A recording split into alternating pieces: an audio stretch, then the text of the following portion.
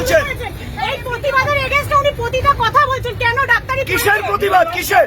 এই আমাদের যে নারী নির্যাতনের এই যে আরজি করের ঘটনা নিয়ে কেন পড়াশোনা করেছে ডাক্তারি, সরকারের পয়সায় কেন করেছে উনি এইসব কে বলছে? কে? এই বলছে এই দেখুন, এই ভদ্রলোকের মুখ দেখুন, এই দেখুন, এই দেখুন, দেখুন, দেখুন, তিনি আরজি করের ঘটনার এই দেখুন, এই দেখুন, এই দেখুন,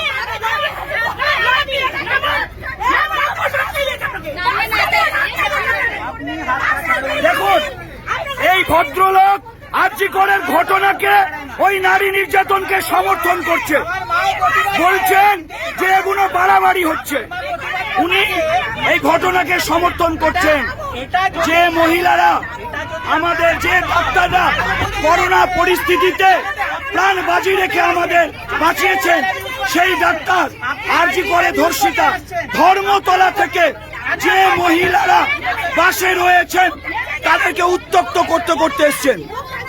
কোথা থেকে আসছেন আপনি? আমি আকাশবাণী থেকে উঠেছি, উনি তখন থেকে কন্টিনিউয়াসলি বলে যাচ্ছেন। কি বলছেন? এই কেন মিছিল হচ্ছে, কেন প্রতিবাদ হচ্ছে, কেন রাস্তায় জ্যাম হচ্ছে, কেন বাস ঘুরিয়ে নিচ্ছে, মানে এত অসভ্য কথা বলছেন উনি।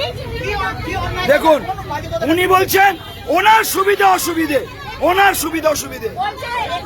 এরকম ডাক্তারদের এসব ছিল যখন সরকারি পয়সা ফ্রিতে পড়াশোনা করছে তখন মনে ছিল না। এই রকমের বলছে। দেখুন, দেখুন,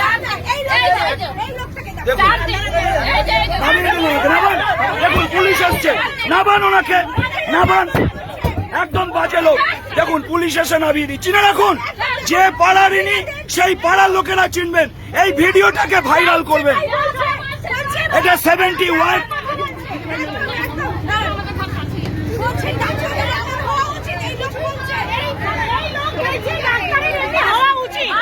আমি শুনুন,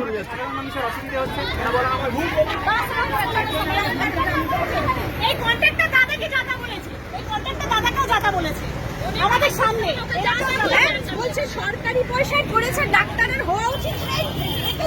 ধর্মতলা থেকে প্রতিটা মহিলাকে উত্ত্যক্ত করতে আসছে। এই দেখুন, মহিলাদের গালাগালি করছে উনি। বলবো যে এরকম জিনিসটা হচ্ছে প্রতিদিন।